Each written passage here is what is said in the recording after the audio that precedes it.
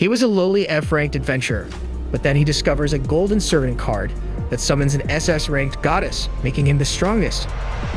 Kaido, a young man, aspires to become an adventurer in pursuit of wealth and glory.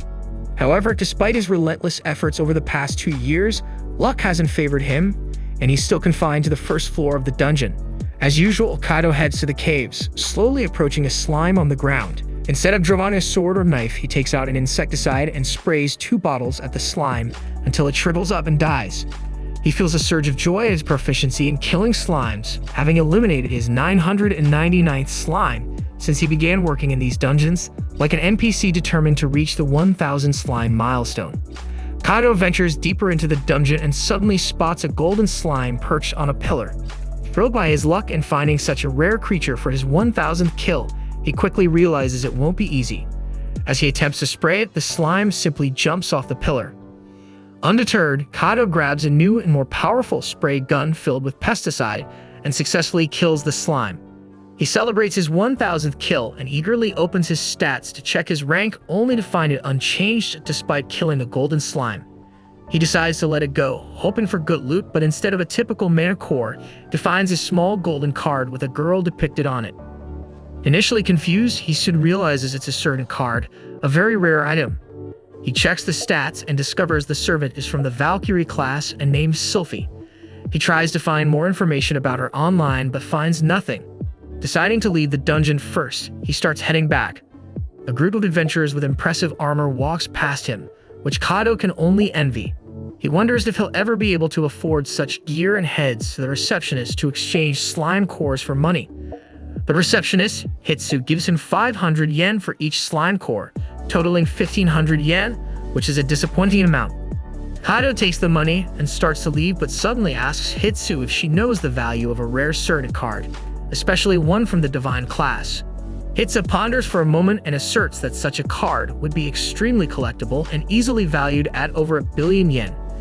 He is stunned to hear this, but stays silent as he heads back to his locker, where he stows his gear before changing into his everyday clothes and leaving the area. It turns out that the dungeon is part of an amusement park where people can get memberships to explore and discover valuable items. Several children in costumes chat about their dreams of becoming explorers when they grow up. Kaido, however, is lost in thought, still contemplating the card while waiting for the train. Eventually, he meets up with his 2 friends, Shinji and Hayato, and they all board the train together. Kaido tells them he is still stuck at level 3 and asks why they don't explore dungeons anymore.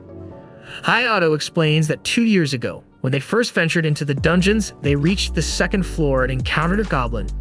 They thought it would be an easy target, but the goblin ended up defeating all of them. Since then, both Shinji and Hayato decided dungeons weren't for them and preferred exploring other attractions with their passes. Later that night, Kaido exits the train and walks home, where he has dinner with his family, takes a bath, and goes to sleep. The next morning, he still debates whether to sell the card, thinking about the armor and video games he could buy with 1 billion yen.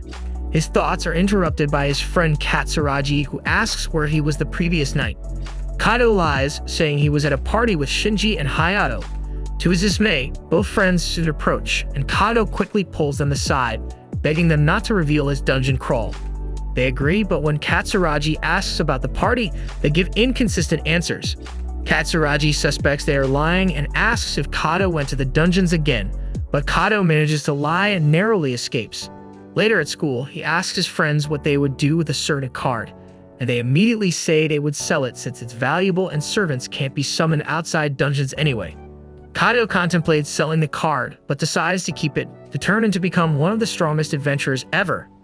He shees away from the camera and retrieves the card, calling out Sylphie, the Valkyrie, to serve and obey him. Suddenly, the card begins to glow, emitting a brilliant light that morphs into a towering woman with feathery wings on her back and huge mommy milkers. She appears ethereal as she grabs Kaido and vanishes instantly. Confused by the turn of events, Kaido looks around and notices a small girl in armor standing beside him. He asks who she is, wondering if a child has wandered off, but the girl responds that she is Sylphie, the Valkyrie, now his servant. Kaido's dreams of becoming a powerful adventurer crumble as he sinks to the floor, regretting not selling the card. Gathering his resolve, he stands and tells her they need to hunt some slime. Sylphie immediately claims she senses something nearby, so Kaido decides to test her instincts and asks her to lead him to the creature. Sylphie easily locates the slime, and Kado asks if she can kill it for him. She agrees without hesitation, stepping into the open. Despite her small stature, Sylphie conjures a lightning attack so powerful that Kado momentarily fears the cave will collapse. Approaching her, he asks if she is alright, and she blushes, saying she is hungry. Remembering that servants consume mana cores, Kado feeds her to the slime's mana core. She thanks him and mentions that more slimes are nearby. When he asks if she has regained her strength, she nods and heads off, but Kado stops her and asks if she can only detect slimes. Sylphie promptly asserts that she can sense all types of monsters, not just slimes. However, after each battle, she feels ravenous and needs to consume a mana core. Kado does the math and realizes that this approach is ineffective since they won't profit from hunting slimes. He devises a strategy and asks Sylphie to locate the slimes for him, which she gladly agrees to. Afterward, he uses his spray bottles to eliminate them one by one. This method proves to be efficient as locating slimes is challenging, but with Sylphie's help, he can directly target and neutralize them using his inexpensive insecticide sprays. After exterminating a number of them, he levels up to level 4 and acquires a new passive skill called Slime Slayer, which boosts his stats by 50% when fighting slimes. Although initially disappointed with this new skill, Sylphie cheers him up by saying that obtaining any skill is a noteworthy achievement. He smiles at her, thanks her for her assistance, and mentions that he needs to head home as it is getting late. Sylphie inquires if he will summon her again soon, and he promises to do so as soon as possible before recalling her to her certain card. On his way back, he stops at the reception to sell the mana core, astonishing Hitsu as she reveals he has shattered the daily slime extermination record. When asked how he accomplished this, Kado lies and says he got lucky, then takes his reward and heads home. Later that night, he contemplates venturing to the dungeon's second level, confident that despite goblins being intimidating, Sylphie's strength will help them triumph. That night, he dreams about a childhood memory of watching TV with Katsuragi, while a reporter interviewed Katsuragi's dad, a renowned adventurer. This interview filled Kado with wonder and inspired him to pursue the path of an adventurer. The next morning, he awakens with renewed determination and assurance, ready to tackle the second floor alongside Sylphie, armed with his newly acquired sword and shield. Resolving to clear every dungeon on his path to becoming the most renowned adventurer in the world, they enter the cavern. After some time, Sylphie notices something amiss and inquires if Kado is alright as he appears extremely pale and is trembling noticeably. Despite his terror of the cave, Kado lies, claiming he's merely excited. When Sylphie senses a nearby goblin and alerts him, Kado abruptly turns and runs. Bewildered, Sylphie demands to know what he's doing, but Kado falsely claims he has urgent business at home. He suddenly recalls Katsuragi's father's words in a TV interview, halts, and realizes he can't abandon his dreams so easily. Grasping his wooden sword, he instructs Sylphie to lead the way. They soon spot the goblin asleep behind a massive boulder, but Kado, too frightened to act, asks Sylphie to kill it. She readily agrees and begins chanting her spell. As the goblin awakens, ready to fight, Kado intervenes with his sword, telling Sylphie he's changed his mind but to stay ready to assist. Rushing at the goblin, Kado's strike misses as the goblin retreats. The goblin counterattacks, attempting to knock Kado down, but he blocks with his shield at the last second. They struggle briefly, but Kado gradually gains the upper hand and pushes the goblin away, causing it to fall. Seizing the moment, Kado charges with his sword, but the goblin deflects the blow, disarming him and leaping to finish the job. Kado, defenseless on the ground, remembers his sprays. Quickly retrieving them, he sprays the goblin in the eyes, blinding it. This gives him the opportunity to deliver the final blow. However, as he retrieves his sword and charges, he trips over a rock, falling to the ground and accidentally stabbing the goblin in the chest, killing it instantly. Sylphie appears overjoyed as he congratulates Kado, though he still feels immense fear while clutching the mana core crystal, grateful for his survival. Suddenly, a radiant golden glow envelops him, signaling that he has leveled up once more. Upon checking his stats, he discovers he has acquired a new skill called Goblin Slayer. Despite his mixed emotions about this new ability, he resolves that any skill is beneficial and proceeds. They delve deeper into the cave, where another goblin ambushes them. Sylphie swiftly deploys her defensive barrier, completely thwarting the attacks, while Kado expertly times his sword slash to dispatch the creature. Kado then defeats his third goblin by using the spray bottle to blind it before delivering the killing blow. Kado dispatches this goblin as well with a precise strike to the head, advancing to level 6 in the process. As they continue their journey, Kado inquires if she has any knowledge about these dungeons, to which Sylphie replies that she knows nothing except that her sole purpose is to aid her master. Venturing further, they encounter their final goblin of the day, which attacks Kado. Sylphie employs her lightning magic to annihilate the beast, and Kado feeds her the mana core before they head outside. He hands the mana core to Hitsu, once again pretending it was just a stroke of luck. When he gets home, his body aches so badly that he can't move from his bed the next morning. He forces himself to walk to school with Katsuragi, who quickly figures out that he must have been in the dungeons. However, he denies it, claiming that he was merely lifting weights at the gym, which explains his soreness. Katsuragi lets it slide and continues walking. In class, Kado shares his recent foray into the level 2 dungeons with Shinji and Hayato, boasting about slaying 4 goblins. They are skeptical, but Kado assures them he's being honest and reveals his plan to delve even deeper after school. He returns to the dungeons with Sylphie, exploring the cave's farther reaches. Together, they effectively take down goblins, with Sylphie blocking attacks and Kado delivering the finishing blows. When Kado becomes too fatigued, Sylphie uses her lightning magic to defeat the monsters.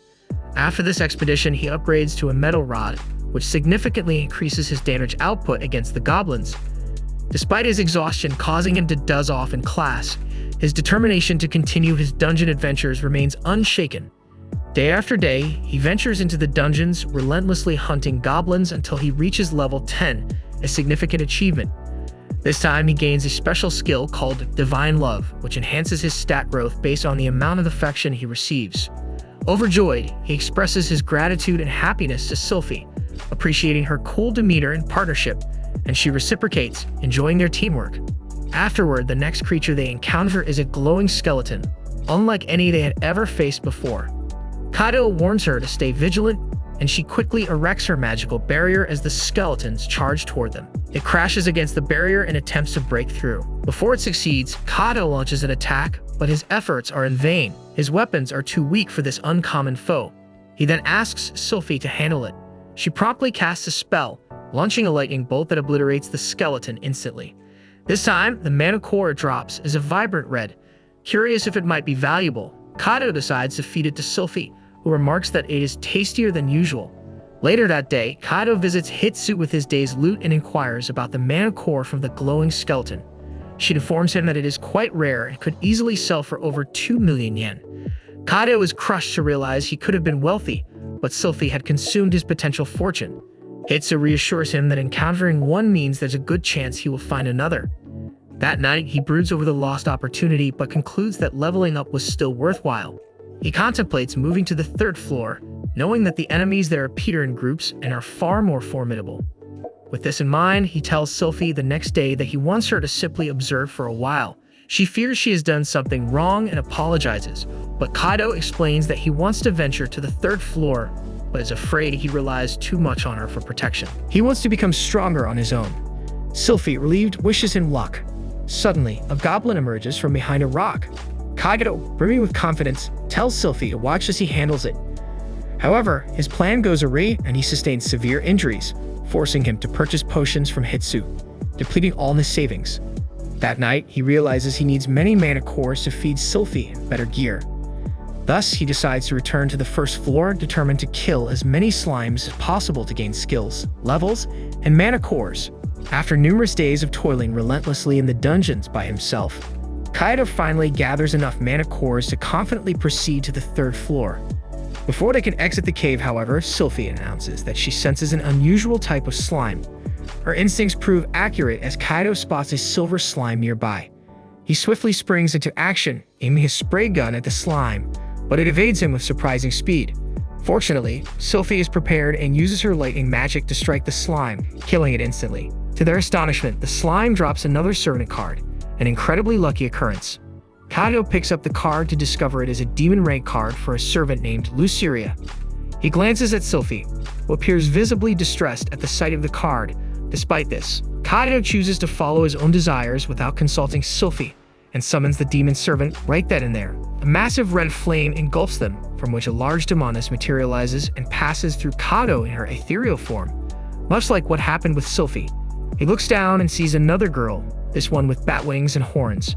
Realizing that his party is now invincible with both a demon and a goddess on his side, He feels a surge of confidence.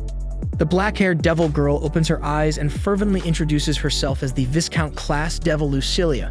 With the arrival of another child summoned, Kaido's dream of having a party filled with voluptuous, beautiful women is shattered. While he is still mired in disappointment, Lucilia asks if he is her master. Kaido stands up and affirms that he is. However, Lucilia interrupts him, remarking that he looks unreliable as a master and even appears foolish. Sylphie, offended by her words but still shy, attempts to scold Lucilia while hiding behind Kaido. Lucilia smiles and explains that most devils speak this way, so they shouldn't be offended. Kaido then introduces Sylphie to Lucilia. Based on her armor, Lucilia surmises that she resembles a Valkyrie. Sylphie confirms this and states that she too is Kaido's servant. Lucilia extends her hand toward Kaido and requests some food, but Kaido points out that she hasn't earned it yet. Fortunately, Sylphie senses a slime nearby. As they spot the creature, Lucilia nonchalantly steps forward and summons her spear, aiming it at the slime and annihilating it with her skill, Ruinous Hellfire. The resulting explosion instantly kills the slime. Kaido retrieves the mana core and hands it to Lucilia, who eats it and asks for another. Kaido quickly refuses, prompting Lucilia to remark that they have a stingy master. Sylphie attempts to argue with Lucilia, but Kaido asks her to use her other skill, Breath of Decay, promising to give her another mana core if she does. When they encounter their next monster, a goblin, Lucilia casts her spell and a red, glittering magic envelops the goblin. The goblin begins to melt into a grotesque goo, frightening both Kaido and Sylphie. Eventually, the goo transforms into a mana core. Kaido drops it once more into Lucilia's mouth. Lucilia's face brightens and she tells Kaido that it tasted better than last time. This must mean that the stronger the monster is, the tastier their core will be. Thus, she wants to venture deeper into the dungeon. She was about to dash off when Kaido stopped her. Kaido explains that once they reach the third floor of the dungeon, monsters would start appearing in groups. Before they can battle those, Kaido would need new weapons and other items first. Hence, they should delve deeper tomorrow instead. The next day, Kaido and the girls descend one level deeper to the third floor. He even bought a new weapon, a crossbow, to prepare himself. Sylphie praises his new weapon, making Kaido beam with pride and even boast about how expensive the crossbow is. However, Lucilia comments that just because it's expensive doesn't mean it's better. They continue their exploration and the first monsters they encounter are a pair of wolf monsters called hellhounds. Kaido decides to quickly eliminate one before the fight even starts. He fires his crossbow, but the bolt completely misses the hellhound. The two monsters start charging towards Kaido, who is busily trying to reload his crossbow. However, he was too slow, and the dogs pounced on him. A brilliant golden barrier immediately sprouted up in front of Kaido thanks to Sylphie. Lucilia summons her spear, and before the hellhounds can recover it, she fires her spear of destruction at them. After the battle, Kaido happily gifts one of the mana cores to Lucilia. However, she quickly gulps down the core and asks for another one. She points out that since they defeated two monsters, she also wants two cores. Kaido argues that there won't be any left over if he does that, so instead he promises to give her extra once they defeat a few more monsters.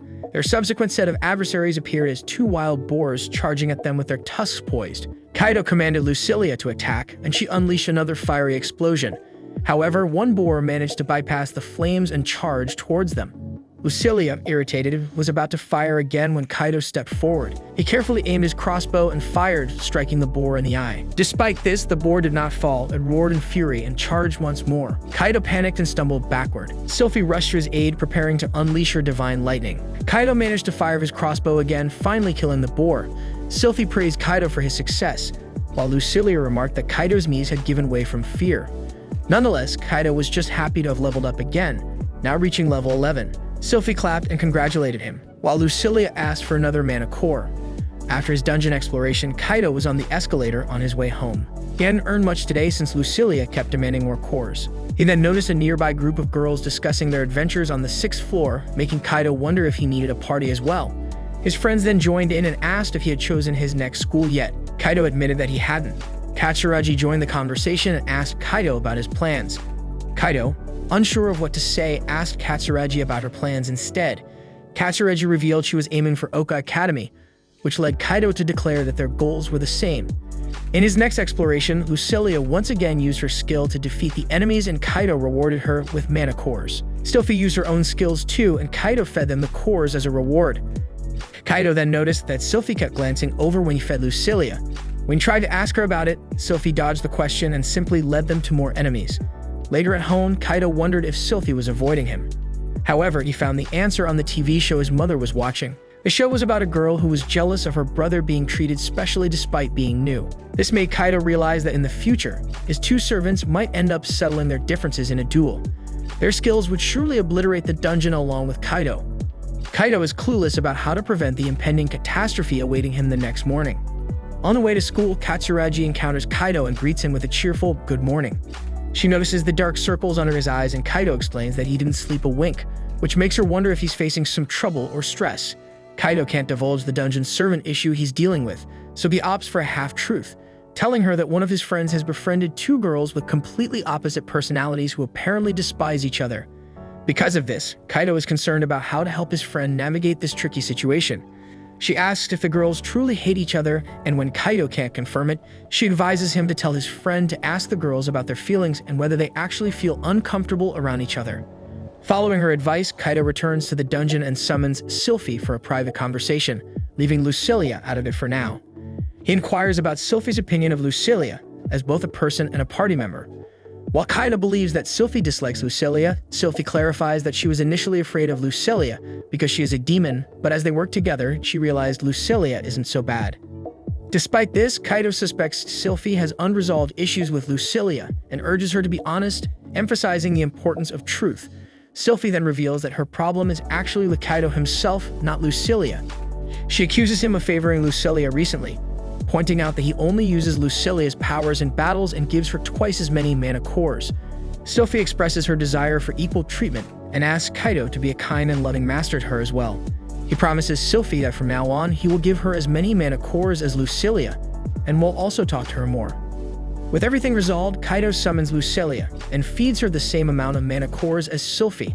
This time, he doesn't forget to praise Sylphie for using her attacking moves at the perfect time and to thank her for being so reliable.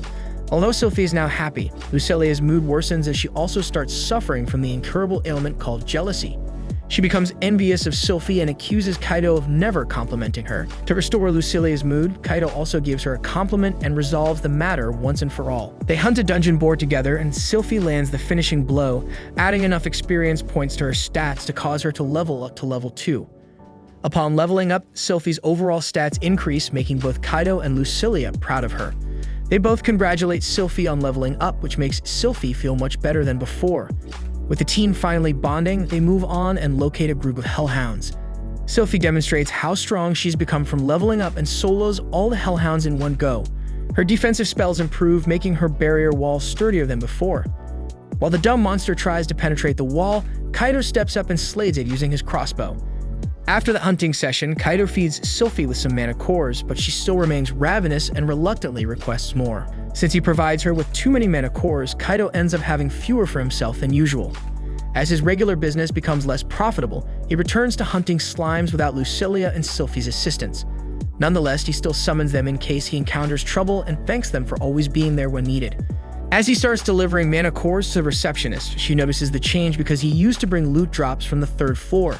She suggests Kaido explore the 4th floor, but lacking good equipment, he searches online for a suitable set of armor and decides to buy one that resembles a spandex suit. However, it's very expensive, so he returns to grinding for more mana cores on the 1st floor. Conveniently, he encounters another rare blue slime, which makes him wonder if he will get to add another loli to his harem. Excited to obtain the loot drop, Kaido summons Lucilia and Sylphie.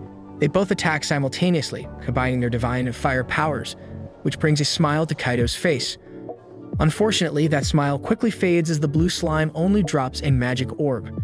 Kaido then remembers he can use the magic orb to become a wizard and smashes it on the ground, allowing him to learn a magic spell called Water Ball. Now possessing the basic powers of a level 5 Squirtle, Kaido attacks a hellhound with his Water Ball, but it doesn't inflict any damage and merely splashes the hellhound's face with ordinary water. Seeing her master in despair, Sylphie tries to uplift his spirits, telling him he will surely become powerful in the future now that he has unlocked his magical abilities. However, Kaido remains disheartened and goes to a local park late at night to be alone in his suffering. Katsuragi finds him there and asks if something is troubling him. He attempts to lie but ends up confusing her, so he changes the subject and thanks her for the advice she gave him the other day. He mentions that his problem has been resolved but forgets to say that it was caused by his friends, making Katsuragi realize that Kaido is the one with 2 new girlfriends. She doesn't complain and quietly returns home, leaving Kaido to briefly wonder if Katsuragi is also experiencing feelings of jealousy. The next day, Kaido heads back to the dungeon to practice his Water Ball spell. He casts a water ball at the wall, but it moves very slowly and only makes the wall wet.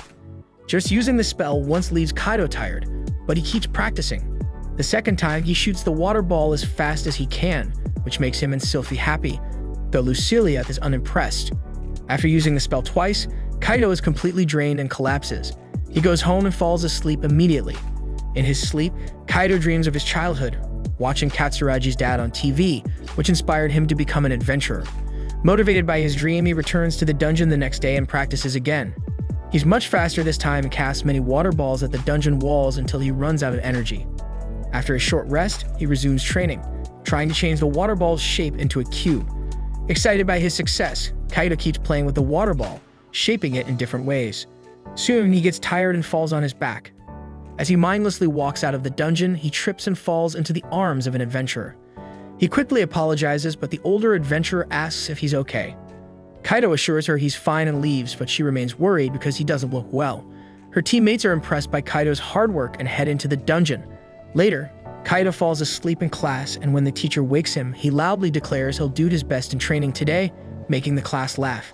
During the break, his friends ask about his training comment. Kaido explains he's practicing an important skill for the dungeon, but when Katsuragi arrives and asks if he's training for the dungeon, Kaido changes his story, saying he's talking about dance practice. Katsuragi feels relieved and simply asks Kaido not to overexert himself. She requests to see his dance performance someday and then leaves him with the boys.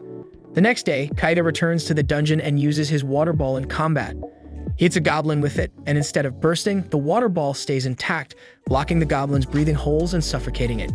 Both Sylphie and Lucilia praise him, but Kaido realizes he's no longer gaining experience from the monsters on the 3rd floor, indicating it's time to move to the 4th floor. Kaido decides he needs better equipment for the 4th floor, so he buys something he's wanted for a long time. The next day, he arrives wearing a tight bodysuit. While Sylphie compliments his look, Lucilia mocks him, saying he looks ridiculous. Kaido explains that the suit is expensive and high-end, made of carbon nanotubes that provide excellent protection while being thin and lightweight. He mentions that the bodysuit offers great defense against arrows and piercing attacks, and that he also has a magic-boosting bracelet to make his spells more powerful. Kaido hasn't tried it out yet since there was no option. He starts showing other items he bought like a potion, but Lucilia drags Sylphie away, bored by Kaido's display. They eventually head to the 4th floor, where Sylphie senses a large, creepy monster approaching. Before Kaido can check his monster encyclopedia, a giant cockroach appears, causing both girls to panic and cling to each other. They unleash a barrage of magic spells at the roach monster as they rush through the dungeon, with Kaido running after them, afraid of being left behind. Sylphie and Lucilia, exhausted, almost attack Kaido when he catches up. Sylphie runs to hug Kaido, saying she was scared, while Lucilia pretends she wasn't afraid of the bugs. Sylphie apologizes to Kaido for abandoning him and begs him to scold her, but he says he isn't angry. Thanks to their rampage, they cleared the 4th floor quickly, and he collected the mana cores from all the defeated monsters. Lucilia says she won't eat the gross crystals from bugs, but she's too hungry to refuse. The crystals taste terrible, just as the girls expected. Kaido suggests they explore the 5th floor since they have time. Sylphie senses a sand monster and mud monster nearby. Kaido aims at them with his crossbow. His first arrow misses, but the second one hits the sand monster, which attacks him. Kaido shouts Sylphie's name, and she quickly sets up a barrier to protect him. Kaido thinks the monsters are immune to physical attacks until he asks Lucilia for help. She destroys them with her fire attack. Kaido asks if she needs to restore her mana with the crystals, but neither Lucilia nor Sylphie wants to eat them. They keep exploring the 5th floor and find no more monsters. Suddenly, Sylphie notices an unusual spot on a wall. Kaido can't see anything special, so Sylphie blasts a hole in the wall with her lightning attack, revealing a secret passage. They start moving forward, and Kaido warns the girls to watch out for traps. He says this, Lucilia tells him it's too late, she's already stepped on a trigger. An arrow shoots out, but instead of hitting Lucilia, it hits Kaido. He falls to the ground, writhing in pain. His servants are worried, but Kaido recovers in a few minutes thanks to his protective bodysuit. They continue on, but Lucilia triggers another trap. Kaido steps back to avoid the arrow, but gets shocked instead. He's fine after the shock and even feels a bit energized. Soon, they reach a large gate with a painting on it, and Sylphie senses a powerful presence on the other side. Kaido wants to go back, but the girls won't let him. He tries to open the gate, but it doesn't move, so Sylphie blasts it open with her lightning attack. Kaido just hopes he won't be charged for damaging the dungeon. They go inside and face two powerful monsters, a red ogre and a giant slime. Kaido refuses to retreat after coming this far and instructs his companions to target the red ogre first. They use lightning and fire attacks, but the ogre remains unharmed because it's immune to skill damage. The ogre suddenly charges at them, but Sylphie's barrier skill blocks its attack. Kaido tells Lucilia to deal with the slime and then starts shooting the red ogre with his crossbow. Each arrow significantly reduces the ogre's health, but he soon runs out of arrows. The enraged ogre begins attacking the barrier and Lucilia struggles with the giant slime. As a last resort, Kaido uses his water ball spell. The ball freezes due to his bracelet's effect, and he shoots the ice ball at the red ogre, weakening its defenses. However, he soon realizes that he's almost out of mana. Kaido reshapes his ice balls into sharp icicles, dealing more damage to the red ogre. With his last 3 shots, he defeats the red ogre, leaving only the slime. As the slime is about to strike Lucilia, Kaido shields her and asks Sylphie to ready her divine spear attack. His shield and gear begin to melt, but Sylphie charges with her divine spear, piercing the slime. However, it doesn't cause much harm. Kaido feels like giving up, but inspired by his hero, he dodges the slime's attack and uses bug spray. Despite its size, the slime's health decreases steadily. Sylphie protects Kaido with a magic barrier.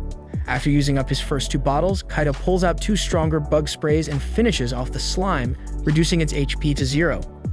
The girls hug Kaido happily, accidentally hurting his injured shoulder, which he heals by drinking a potion.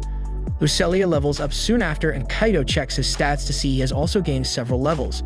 He quickly collects the mana core and finds the red core of the ogre, which will fetch a good price.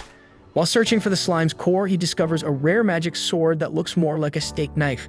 Kaido later takes the red ogre's mana core to Hitsu, who is curious about its origin. He tells her about finding a hidden dungeon on the 5th floor and defeating the boss there. Hitsu says they will investigate the dungeon immediately and informs Kaido that the red mana core is very valuable, making him happy. Hitsu also shares more good news, inviting him to join an event next week to try clearing the 7th floor as a group. At the event, Kaido meets the 3 girls from the other day. Their leader introduces herself as Eri, the pink cat girl is Miku, and the last one is Hikari. Kaido introduces himself and wonders if they will be in the same party. Meanwhile, Katsuragi dreams about the past, seeing her father heading to the dungeon. She asks him to return as soon as possible, and he promises to come home early so they can have dinner together. He then departs, and that's when Katsuragi awakens. She decides to go to her friend's place to study. As she steps out of the house, she wonders if Kaido is busy with dance practice or muscle training today. We then transition to the scene where all the event participants are lining up to be teleported.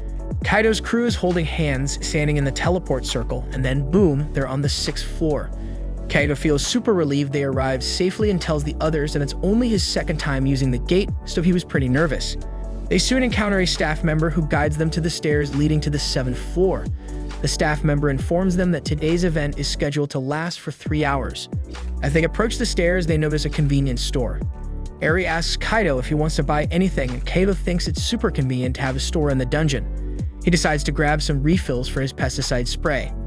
His teammates notice he's carrying a lot of luggage, but Kaido finds it strange that they're traveling so light, and they explain it's because they have magic bags. Kaido is shocked by the cost of magic bags equivalent to a mansion.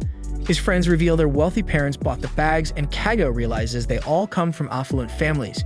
Eri asks if Kaido has proper equipment. Embarrassed, he admits he's gradually buying things with money earned from selling magic cores. Miku comments on his tight suit, and Hikari scolds her for being blunt. They gear up and head to the 7th floor, where Kaido learns mostly golem-type monsters appear. His teammates explain the importance of scouting, which Kaido agrees is crucial. Suddenly, they see shadows but realize it's just staff cleaning the dungeon, who encourage them. Kaido shares he's at level 16, and Eri reveals she's level 18, while Hikari and Miku are at level 15. Miku mentions Hikari's MP of 75, surprising Kaido since he is only half of that, making him think she's amazing. They encounter a stone golem. Eri orders a car, readies her magic, and instructs Miku to protect Irie while she battles the golem.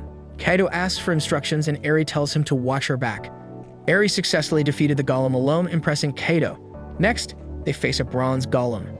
Hikari uses a spell called Earth Wave to trap it in a swamp. Miko's servant Snatch dodges its attacks and casts a wind spell, and Hikari finishes it with a fireball. Eri strikes with her spear, and Kaido admires their teamwork. Suddenly, an iron golem appears behind Miku and Eri. Kaido's crossbow has no effect, and Eri's attack is ineffective against its tough skin. Hikari and Snatch's attacks also fail, and Snatch gets injured. Kaido considers summoning Sylphie or Lucilia, but drops a plate knife and recalls a magic sword he read about online. He remembers it can deal any damage the user imagines and decides to envision defeating the monster. He instructs Eri to use Earthwave to trap the monster. Then he asks her to distract it, and she unleashes a barrage of attacks. Kaido strikes the monster from behind with his magic sword, imagining it exploding, and actually does. Later, they sit in a cafe discussing their dungeon exploration. They talk about Kaido's sword, which he got as a drop item recently, and he's glad it works since it was his first time using it. Kaido asks Mikio about Snatch and is relieved to hear he's fine. Kaido mentions it's his first time seeing a carbuncle. Mikio explains that carbunals can't be captured on camera. Eri asks Kaido if he's ever seen one on video, and he realizes he hasn't, explaining why guild officials never questioned him about Sylphie and Lucilia. He wonders if they are the only ones who know about Snatch. Miku clarifies that she got Snatch from an auction and registered him with the guild, so everyone knows about him. Miku suggests they all put matching keychains on their magic pouches to commemorate the event, and everyone agree afterward.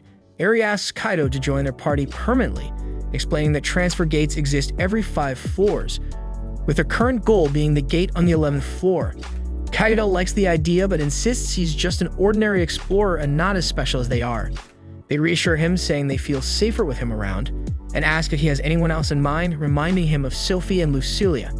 Kaido worries about bringing 2 little girls into the dungeon and asks for time to consider.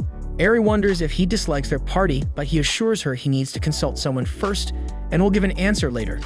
The scene shifts to him returning to the dungeon. Inside, he summons his servants who are upset he didn't summon them earlier. Kaido explains he's considering forming a party with others, but his servants are unhappy and can't believe it's the first thing he mentions. He reassures them he didn't abandon them and explains he had business to handle. He tries to discuss the party again, but they insist that the 3 of them are fine as they are.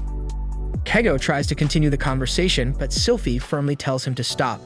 Lucilia gets upset with Kaido for always using her full name, while he is unsure of what else to call her. She points out that he uses a nickname for Sylphie, making Kaido realize that Lucilia is jealous. He suggests a few nicknames and she likes Lucy, insisting he uses it from now on. They then go explore the dungeon together, but Kaido mentions they haven't settled the party issue, which they ignore. The next day, on the way to school, Katsuragi asks Kaido if he practiced dancing or did muscle training over the weekend. Kaido confirms he's doing both, making her happy.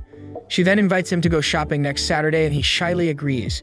Katsuragi spots a friend and walks with her, while Kaido meets his own friends who have heard about the shopping trip. They tease him, wondering if it's a date, but Kaido doubts Katsuragi is interested in dating him. His friends are disappointed by his cluelessness. They then ask about the event he joined, and Kaido explains he joined a party of 3 girls, 1 2 years older, 1 his age, and 1 a year younger. Hearing this, his friends wonder if the dungeon might be more fun than they thought and consider returning. The scene then shifts to Saturday, where Kaido picks up Katsuragi from her home and they head to the subway station. There, he notices a broadcast of a dungeon TV show, which reveals that magic cores are valuable and can be traded for money. Despite their value, their exact use is still unknown, filled with untapped energy. Katsuragi notices Kaido's interest in dungeons and suggests he forget about it for today and focus on their shopping trip, to which he agrees. While walking around town, Katsuragi wonders when they last went out like this. Kaido reminisces about their childhood outings, camping trips, and movie nights. They then go clothes shopping, where Katsuragi tries on several outfits and Kaido compliments each one. She asks which he likes best, and he chooses the one she's wearing. Afterward, they head to the park, where Katsuragi notices some boats and suggests a ride. As they paddle, Katsuragi admires the fish, while Kaido thinks she's even more beautiful. Seeing couples in other boats, he briefly imagines they look like one too, but quickly reminds himself they're just hanging out. Katsuragi notices Kaido looks more muscular than usual and attributes it to his training, which he confirms. The scene then shifts to them sipping boba, enjoying their flavors. Katsuragi offers Kaido a taste of her drink, and he reciprocates. Katsuragi hesitates for a moment, thinking of it as an indirect kiss, but then goes for it and likes it too. They head to the subway station and see an advertisement for the dungeon. Katsuragi spots a dad with his daughter and tells Kaido she wants to visit another place. She leads him to the dungeon theme park, where he wonders if she wants to go inside since a parade and fireworks are about to start. She asks if the dungeon building is inside, revealing that's where her dad is. We learn she had dreamed about the last time she saw her dad, who promised dinner but never returned, making her question his dungeon ventures. She tells Kaido she had a great time and suggests heading home.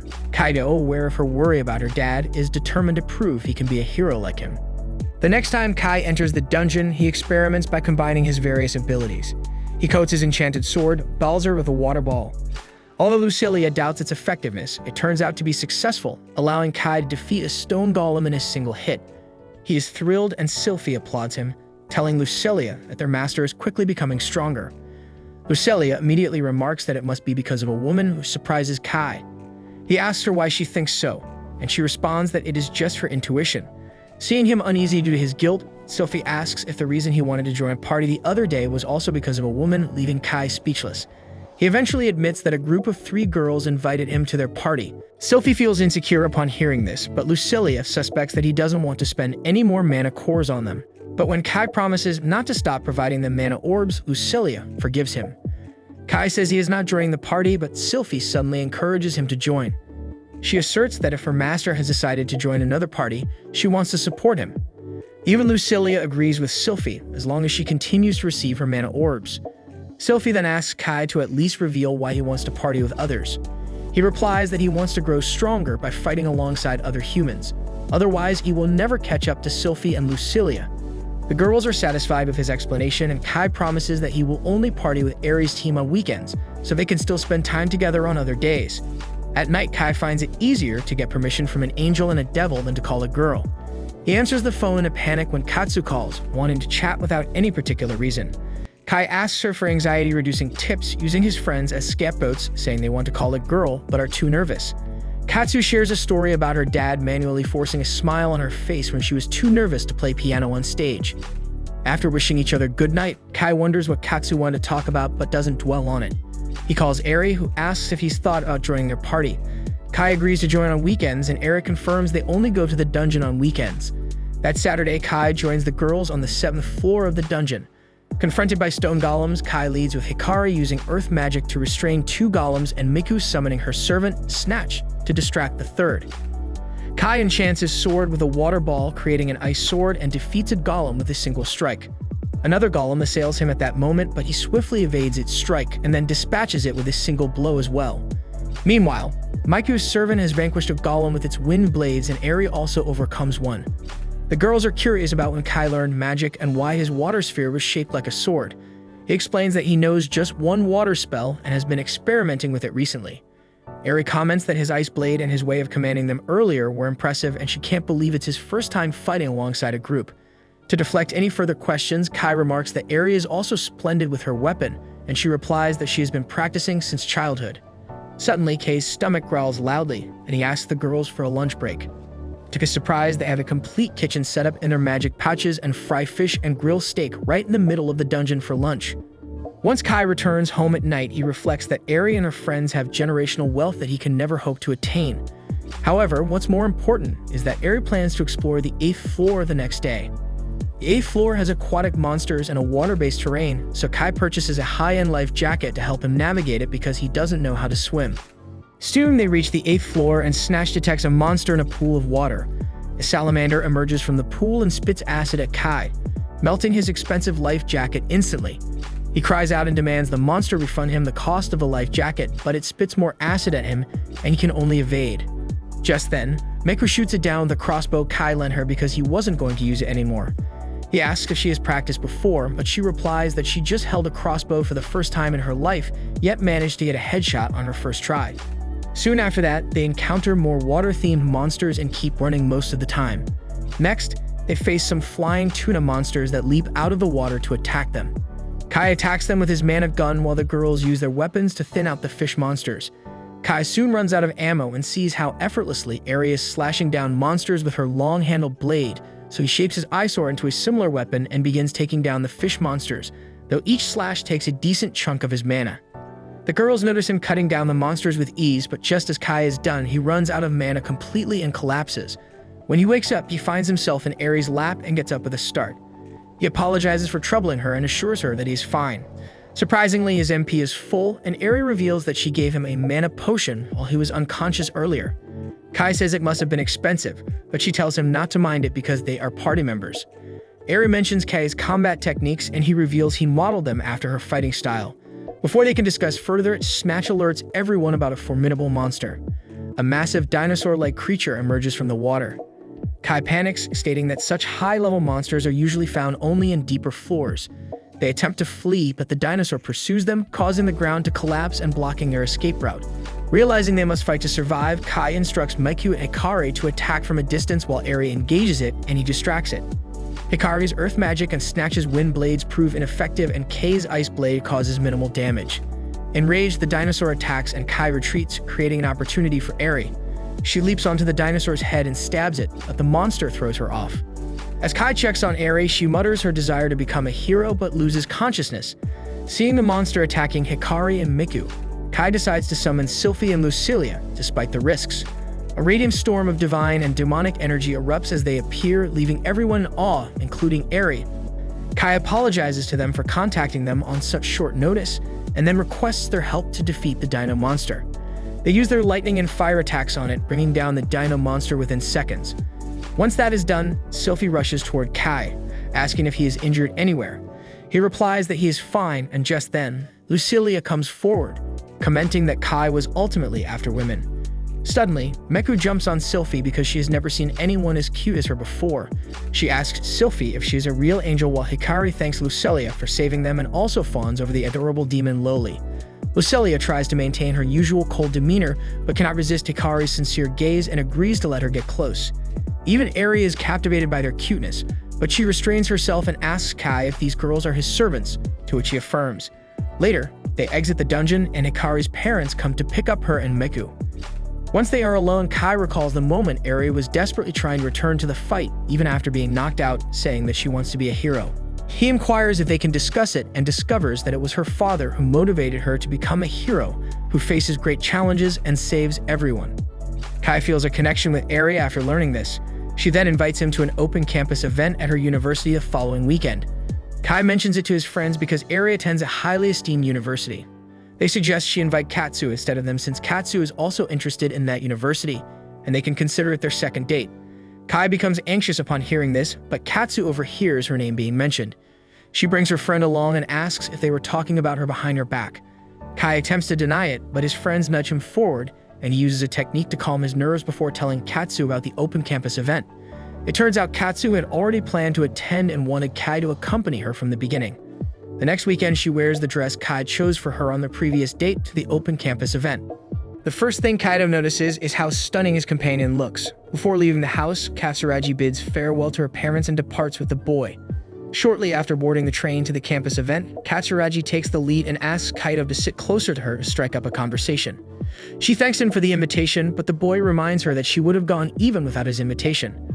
That's how the protagonist fell into the girl's trap, as she remarks that it's much better for them to go together. Kaido agrees but tries to convince himself that this isn't a date. Feeling much more comfortable, Katsuragi can hardly wait to visit the Oka Institute. Suddenly, the duo Shinji and Hayato express the same desire, appearing unexpectedly in the front seat. Kaido doesn't understand why the guys are tagging along since they certainly aren't the type to be interested in visiting a university, which they indeed aren't. They're more interested in experiencing what an open campus event is like, seeking other pleasures that don't involve lectures. Nonetheless, they promise not to interfere with what's happening between the two, while Kaido pretends there's nothing going on between him and his companion. Looking to the side, the part-time adventurer spots an ad for the Dam Brothers on a TV and ends up staring at it. Katsuragi then asks if he's disappointed that he can't go to the dungeon. Kaido thinks quickly and responds that there's no better plan this Saturday than being with Katsuragi at this event.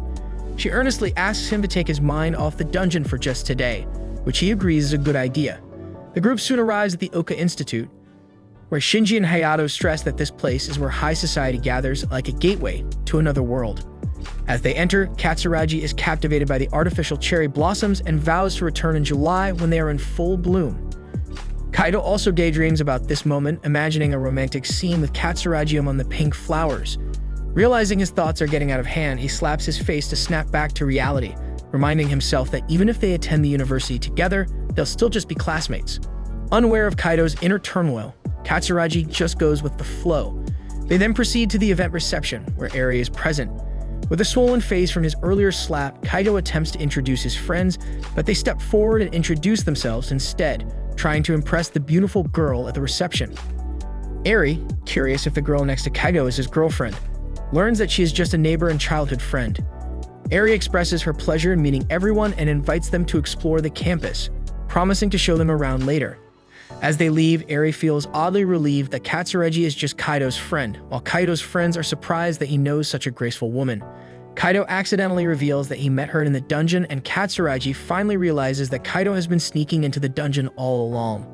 Katsureji realizes that he and his companion are only together because Eri invited him to the campus event, which worsens the situation. Hiding his frustration, Hyuga reminds them that today isn't the day to discuss dungeons. Kaido's friends quickly pull him away, pretending they need to use the bathroom.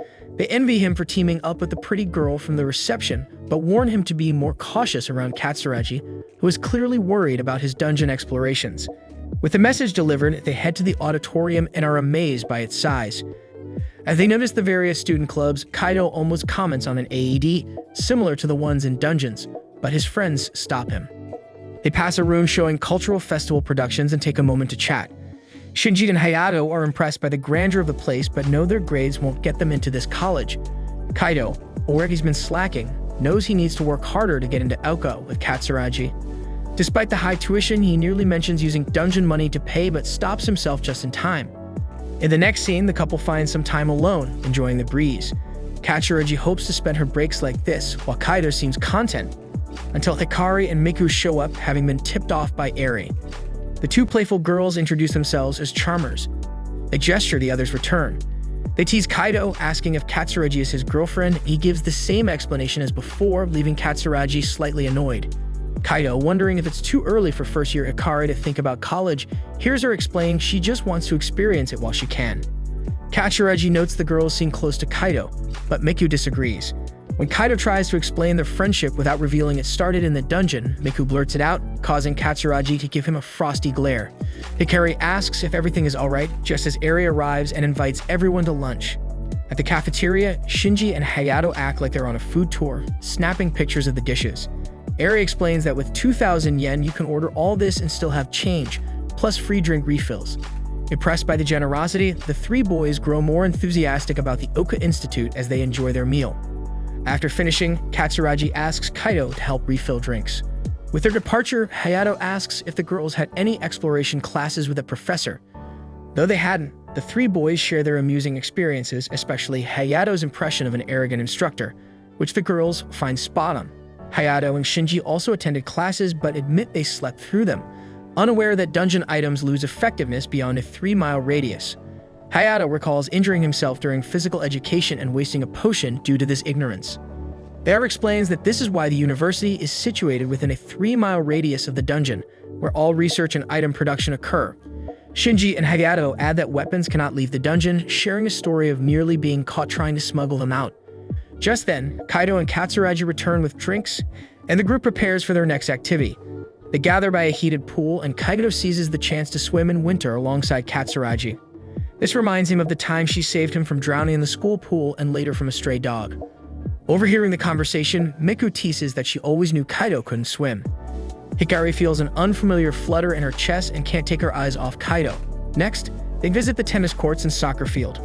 On the stairs, Hikari trips but is swiftly caught by Kaido, thanks to his dungeon exploration training. Miku, noticing their prolonged position, asks Kaido to set Hikari down. Later, a soccer ball is kicked toward Miku, and Kaido effortlessly returns it to the goal, impressing the players. Miku seems slightly more relaxed around Kaido for his help. Then, Eri invites the group to the dojo. Feeling anxious about performing, she takes a deep breath and delivers an impressive demonstration. As the group applauds, Eri realizes her nerves were due to Kaido watching, and Katsureji notices the change in her demeanor toward him. In the late afternoon, everyone exchanges contacts and says goodbye before heading back by train. On the way back, the group discusses how impressive Aoka University is. Hayato playfully asks which girls Shinji liked the most, and Shinji enthusiastically says all three. Hayato then suggests they return to exploring since the dungeon has many attractive girls. Kaido, feeling uneasy, tells them to stop, but Hayato teases him further by inviting him to the dungeon too. Katsureji's approval helps Kaido relax a bit, though he's surprised. That night, while walking a girl home, Kaido promises to study hard to get into Aoka with her. Katsureji, pleased, asks which of the three girls he liked, but Kaido dodges the question, pretending he never noticed them. Though if he'd like to discuss it someday, tonight isn't the time. Katsureji comments that Kaido called the girls by their first names, implying a certain closeness. This makes her a bit sad, though she doesn't admit it. When they reach her door, Katsurugi goes inside without explanation and says goodnight with a sulky expression. Later, as Kaido bathes, he reflects on the situation, dismissing it as typical jealousy. He tries to convince himself that Katsurugi wouldn't feel that way about him, but realizes he needs to explain why he didn't spend all day with Lucilia and Sylphie. The following day, Kaido, as usual, was busy eliminating dungeon slimes using insecticide. After collecting a decent amount of cores, Lucilia appeared, upset that she was left behind while Kaido went out with the humans. He explained that they visited a school, which puzzled Lucilia as she didn't know what school was. Sylphie clarified that's where humans study, but also expressed her sadness at being left alone. To cheer them up, Kaido promised to reserve 3 cores for each. Suddenly, he noticed a rare slime glowing at the cave's edge. While he tried to get the girls to focus on the creature, they were only interested in the cores, demanding 200 this time. Annoyed, Lucilia swiftly destroyed the slime. Afterward, they turned to Kaido, demanding their reward, so he gave them 10 cores each. With that, peace was restored. As the smoke from the battle cleared, Kaido discovered an item called the Gloves of Reason, which grants invisible power at the cost of mana. Curious about its abilities, Kaido asked the girls for help, but they struggled to discern what the invisible power could be. Kaido decides to use the glove towards the water, hoping to create a visible effect, and it works. He considers whether this power could be effective on humans, but doubts its usefulness against monsters. Lucilia thinks it's not worth trying, but Kaido insists and gets an idea, combining the glove with another ability. He strikes with his sword while using the glove, slicing through the air and splitting the water below, with a small block of ice forming during the attack. Proud of his progress, Kaido is interrupted when the 3 girls in his group appear in the dungeon, causing Lucilia and Sylphie to scowl. Eri invites Kaido to explore deeper levels of the dungeon, but he declines, saying he needs to study. She insists and suggests a study session later, to which Kaido agrees, but he wants Katsurugi to join them. This makes the other girls jealous, but Kaido appeases them by offering more cores. The humans watch the small ones eat with indignant yet amused expressions, and soon, the group cautiously heads to the 9th floor for the first time. The Valk warns the group of a strong enemy ahead. After checking the map, they realize there's no way to avoid it. Lucilia confidently states she can defeat the monster if needed, but Eri, more experienced, reminds them they can always retreat if things go wrong. They press on and soon encounter a fearsome Orthos, a monster that shouldn't be on this floor. Kaido suggests they retreat, and Eri agrees, but before they can act, the Orthos attack. Lucilia warns them about its fire breath while Kaido asks Sylphie to protect the group with a barrier. Eri and Miku ready their magical firearms, and Hikari uses Earth Wave to immobilize the Orthos, making the ground sticky and slowing its movement. Kaido orders Lucilia to strike with the flames of destruction, but the attack barely hurts the monster. The Orthos retaliates with fire breath, and although Sylphie's shield blocks most of the damage, the heat is still intense. Lucilia then uses her corrosive breath, briefly trapping the Orthos, allowing Miku to command another attack. However, none of these attacks prove effective. To change the tide, Kaido decides to act as bait, instructing Lucilia to attack the Orthos' belly when it's distracted. She follows his orders, inflicting more damage, but it's still not enough. Kaido realizes they need more firepower. Kaido summons Sylphie to join the attack with her divine lance, while Lucilia continues using her previous ability. Together, they combine their spells and deal significant damage to the enemy. However, Kaido falls victim to the beast's fury and is nearly crushed. Eri and Mickey react quickly with their firearms while Kaido tries to throw a water ball into the Orthos' mouth. Though it doesn't have a decisive effect, the group's relentless attacks weaken the Orthos until it can barely fight back. Kaido ends the battle with a new long-range slashing technique, leading to their victory. Everyone is thrilled but exhausted, especially the girls, who need to rest before continuing. Lucilia wonders why an Orthos was there, while the Valkyrie senses a more powerful presence. Suddenly, a nearly human voice emerges from the cave, revealing a demon. The group is puzzled by the demon's presence so close to the surface, suspecting it controlled the Orthos. The demon warns that no one will escape, using a dark nightmare to trap them. Sylphie shields her allies with the Maiden's Wall, forcing the demon to acknowledge its effectiveness. Doubtful that his defense can endure another assault, Kaido anticipates a lightning-fast charge that none could see coming. The Valkyrie, fully empowered, maintains the magical shield while the team strikes from within. Despite their combined efforts, the demon remains untouched. Analyzing the demon's stats, Kaido discovers its name, Berulia, and realizes its HP is barely scratched. Lucilia suggests joining the attack, but Kaido hesitates, worried about losing the shield's protection. Eri reassures him, prompting Kaido to order Sylphie to load his shield and join the battle. With the Valkyrie in the fray, the team resumes their attack, but Berulia remains unscathed, his attack still swift. In a sudden move, the demon nearly kills Kaido, but Eri intervenes just in time. The demon retaliates and Kaido counters with an explosive ability, shattering the sword gifted by a duke and dealing a critical blow. Enraged, Berulia launches a barrage of punches, breaking Kaido's ice shield and leaving him gravely injured. Sylphie and Lucilia, enraged by their master's injury, attack with renewed vigor. Meanwhile, Kaido takes a potion to recover but realizes he needs a new strategy. He urgently calls Miku for help. Without delay, the girl resumes her assault with Snatch, allowing Kaido to use the distraction to strike the demon from behind with a magic sword Ballard. His explosion ability finally inflicts serious damage. In response, the demon regenerates with dark healing and attacks with increased fury. A single punch nearly takes Kaido down. The others try to stop Berulia from reaching him but fail. Desperate, Kaido recalls Lucilia's Gluttony Beauty ability, which boosts her stats by consuming the target's HP. He asks her to use him as the target, even if it risks his life. With no other choice, the demon agrees and transforms. The enemy uses Dark Nightmare again, but this time Lucilia, being of the Viscount class, takes no damage. Realizing his mistake, Berulia loses his confidence and Lucilia conjures the god-slaying Dust Storm, instantly defeating him. Afterward, despite Kaido being on the brink of death, Lucilia demands a promise to treat her as well as Shia. Kaido agrees, nearly fainting. During the rest, Kaido gains 8 GP points and a new skill, Pain Resistance, after enduring Gluttony's Beauty. Lucilia promises to take it slower next time, causing Kaido to despair. The team, now stronger, celebrates their victory together, and Kaido eyes the largest magic core he's ever seen. Berulia the demon drops a servant card, which Lucilia wants Kaido to sell since she considers the demon too weak. Ignoring her, Kaido summons the demon, who is now smaller and weaker, swearing eternal loyalty. Annoyed, Kaido requests a return, almost making the little demon cry. Later in the dungeon showers, Kaido laments his wasted effort while Berulia tries to persuade him to keep the demon. When it's time to sell Orthos of Magic Core, the dungeon employee is shocked they defeated such a powerful monster on the 9th floor and offers 24 million yen for the core. Kaido, stunned by the amount, impulsively suggests splitting the money 4 ways, but the girls, who are wealthy, insist he keep it all. He argues it should be shared since the group defeated the monster, and the employee provides the tax documentation. After handling the taxes, the group enjoys a fruit dessert, discussing how Kaido has a knack for attracting special things, having acquired 3 servant cards. He considers this briefly before deciding it's not worth overthinking.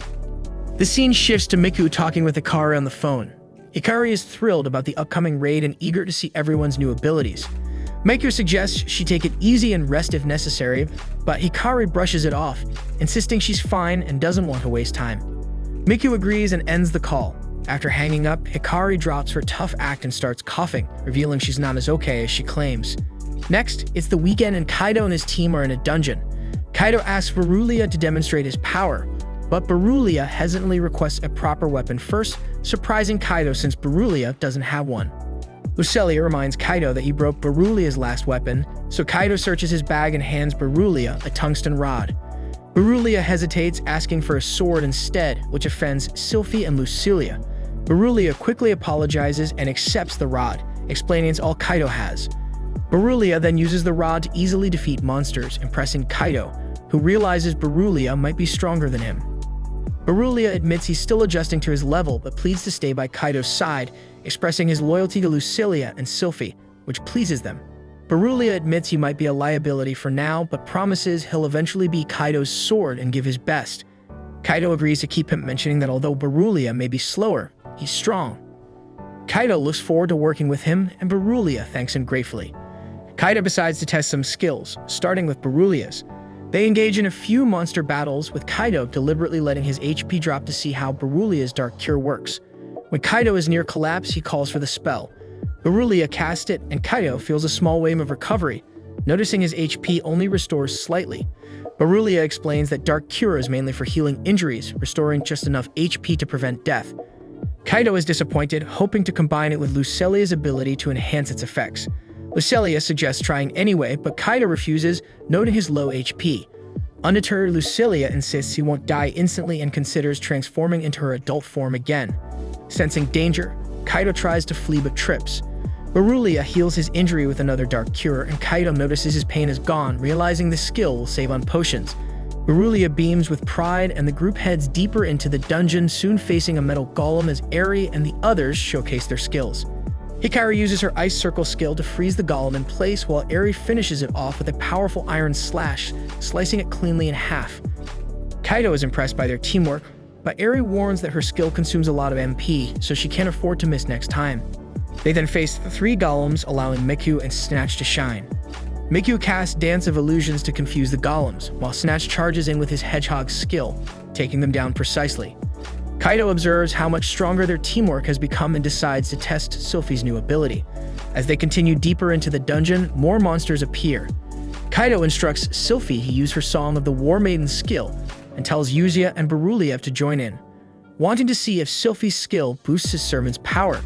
Sylphie begins her song and an ethereal angel appears, blessing Kaido and his team with powerful buffs. They feel a surge of strength and can predict the monster's movements easily.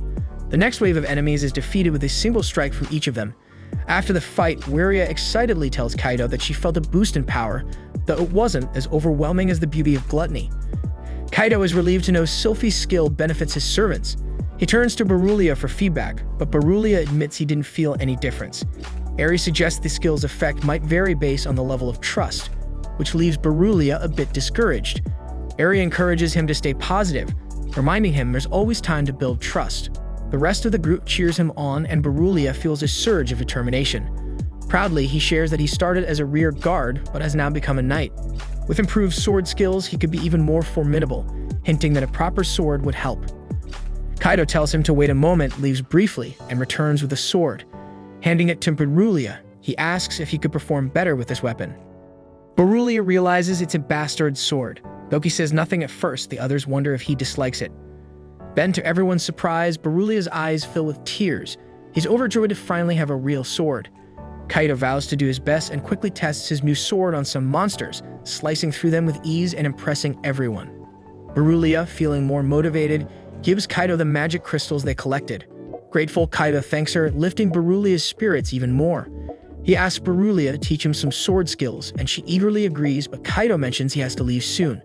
Sylphie and Lucilia are curious and ask why, but Kaido dodges the question until Eri reveals they have a study group at her house the next day. The servant girls are disappointed, but Kaido apologizes and promises to return soon. Later, Kaido, his friends, and Katsuragi arrive at Eri's house and are amazed by its size. Miku and Hikari arrive in their cars, only to find themselves in a vast forest. They wonder where the house is until they see some girls driving toward it. Kaido asks for a ride, but the girls point out a path for the men who realize they have to walk. The girls reach Eri's house, where Katsuragi admires the elegant home. Eri explains it's been a dojo for generations, designed to balance mind, body, and skills. She shows them the dojo for training, a waterfall for mental calm, and a garden for physical conditioning, mentioning the hill for daily strength-building exercises. When the guys finally arrive, exhausted, Eri suggests they start studying right away. The guys are surprised, hoping for a break, but Eri leads them to the dojo, saying her room is too small, and she practices spear swings there to focus. If they can't concentrate, she suggests the waterfall. As everyone settles in, Kaido tries to sit next to Katsuragi, but the spot is taken, so Eri invites him to sit by her. Katsuragi feels a bit jealous. Eri asks Kaido which subject to start with, and he chooses math. As they work together, Katsuragi's jealousy grows. Hikari then asks Katsuragi to help her, and she agrees. When Shinji offers to help, Hayato dismisses him, saying Hikari should ask him instead since he's supposedly good at everything. Kaido, noticing the tension, jokes that Shinji and Hayato are alike, making Hikari insist on learning from Katsuragi. Kaido compliments Katsuragi's teaching, teasing her about how well he knows her. The girls get jealous, so Kaido clarifies that he and Katsuragi are just childhood friends. Struggling to focus, Eri suggests a break at the waterfalls. The boys hesitate due to the cold, but join when the girls show interest. At the waterfalls, the boys quickly feel the freezing water, while the girls stay calm and let the cold refresh them. Kaido checks on Katsuragi and she reassures him she's fine, but he can't help but notice how cute she looks drenched. The boys then take their turn in the icy water but quickly give up. That night, Shinji and Hayato joke that the freezing water erased everything they studied. The girls, however, had a great time and are already planning the next challenge. The next day, everyone seems to be getting along better, which makes Kaido feel relieved. Lucilia and Sylphie hear that Kaido was playing the waterfall instead of studying. They confirm it with smiles, saying the fun actually energized them. Hillary confidently says they'll reach the 10th floor soon. Meanwhile, Lucilia is determined to be more helpful than the others as they continue their journey. Miku gently reminds Tori not to push herself too hard, but Hikari, enjoying herself, says she wishes these days could last forever and admits she dreams of becoming a hero. Suddenly, they sense monsters ahead. 2 silver orcs and a lizard man. Kaido quickly orders Sylphie to sing the War Maiden song to boost everyone's stats. Hikari freezes the monsters with her ice circle, while Berulia attacks the lizard man, and Eri and Kaido swiftly defeat the silver orcs. More monsters appear, but Moiko and Snack handle them with a coordinated attack, and Eri, Kaido, and Berulia finish off the remaining threats. After the battle, Kaido is impressed by how easily they're defeating the monsters on the 9th floor, but Lucilia feels frustrated for not being able to help. She blurts out that she wants to be useful, and Kaido reassures her, calming her down. He distributes magic crystals to all his servants, and Hikari, smiling hopefully, wishes for more moments like this. As the group reaches the stairs to the 10th floor, Kaido hesitates, unsure if they should continue. Hikari confidently steps forward, but suddenly she feels ill and collapses. The others panic as they see blood from her mouth, and Miku, tears in her eyes, desperately begs Hikari to wake up. 2 years ago, a man mistakenly addressed Miku by her real name in a store. She quickly corrected him, insisting she be called by her gaming alias Queen. Apologizing, the man asked if she wanted to duel. She agreed, surprising everyone who recognized her as the reigning champion. Aizawa, a former champion, stepped up to challenge her again but was defeated. Frustrated, he demanded a rematch, but Queen questioned if he was wasting her time. Angrily, Aizawa accused her of buying her wins, but she retorted that even the best cards require skill. Her sharp reply made Aizawa leave in tears. After another easy victory, Miku felt bored until a young girl challenged her. Now that same girl, Hikari, lay in a hospital bed and Miku was visiting with her friends. Eri suggested leaving, but Miku insisted on staying, knowing some wounds couldn't be healed with potions. Eri noticed something different about Hikari's condition and asked Miku if she knew anything. Just then, Hikari's parents arrived. Her father thanked them for their support, mentioning how much Hikari loves spending time with Eri and Kaido at the park. This triggered memories for Miku, causing her to abruptly leave the room. Outside, she watched families celebrating Christmas, thinking of the joy Hikari should be experiencing. When Hikari first challenged Miku, their decks were identical, but their playstyles were different. After a close match, Miku won and suggested Hikari build a deck that suited her better. They became fast friends and competed together, winning a national tournament. During the awards ceremony, Miku handed the trophy to Hikari, who suddenly collapsed and was rushed to the hospital. Hikari's father later revealed her illness caused total organ failure and was incurable. Miku explained that the medications masked Hikari's symptoms and her stats improved in dungeons, which increased her resistance. Her father then realized that Hikari's condition worsened because she had been sneaking off to dungeons pretending to go to the park. Miku apologized for revealing this, but her father understood it was what Hikari wanted. Kaido didn't understand why Hikari would risk her life in the dungeons, but Miku explained that Hikari believed in a cure called the elixir, only found in dungeons. She thought finding it could help others with her condition. Miku admired Hikari's determination and agreed to help her. They embraced, and Hikari felt hopeful about becoming a hero for those suffering from the same illness. Afterward, Hikari's father thanked Miku for being a good friend and exploring the dungeon with her. This filled Miku with happiness, and she modestly said she was just doing what she could. Kaido felt like he had heard that phrase before. Since Hikari wanted to be a hero for the sick, Miku decided to be her personal hero. She then apologized to Eri for not mentioning it sooner, but Eri said she would have done the same and offered to help search for the elixir. Miku regretted that the elixir might not even exist, but Eri assured her that she believed in it as much as their friends did. Kaido rejoined the group, and they planned to go to the 10th floor of the dungeon the next day to search for the elixir. When they arrived, they were attacked by charging camels. Kaido asked Sylphie to use the Valkyrie song for enhancement, and Miku then used the Dance of Visions to strike one of the camels with her sword. Eri used her power to defeat another monster, and Berulia used brute strength to kill the last one. After their victory, the group realized they would need to defeat many more monsters to find the cure. Luz reflected on her moments with Hikari, feeling inspired to continue the quest despite Hikari's tough exterior. Kaido, aware they were in a desert, couldn't help but comment on how unbearably hot it was despite the absence of the sun. Eri, drinking her water, agreed that the dungeon was a strange place. Kaido asked if the servants felt the heat, but it didn't seem to bother them, especially Lucilia, who had faced worse in the demon realm. Berulia, feeling left out, sought attention from Kaido, but soon noticed something in the cave's corner, prompting him to order everyone to stay alert. Sylphie sensed something odd and tried to warn Kaido about movement beneath him, but a creature suddenly emerged from the sand, wrapping around him. Berulia identified it as a sandworm. Lucilia prepared to unleash her flames of destruction, but was reminded by Sylphie that Kaido was in danger. Meiko then used her magic to make the worm release Kaido. Just as Lucilia was about to strike, Berulia quickly defeated the monster with her sword. Grateful, Kaido promised to let Berulia handle the next one. Back at the dungeon's hospital, the team shared their adventure with Hikari, who joked about wanting to see Kaido get attacked by the sandworm. Despite her condition, when the car arrived to take her and Eri back, the older girl told Kaido she wanted to be strong enough to protect those she loved and was doing all she could now. This reminded Kaido of something he'd heard before but couldn't quite place. Just then, Katsuragi called, asking about Hikari's condition. Kaido considered lying to avoid worrying her, which triggered a memory. As a child, he recalled Katsuragi calling her father a liar for saying he wouldn't enter the dungeon. Her father explained that someone had to uncover its secrets, and he wanted to be that person, so he was doing what he could. With this in mind, Kaido ended the call, deciding to return to the dungeon.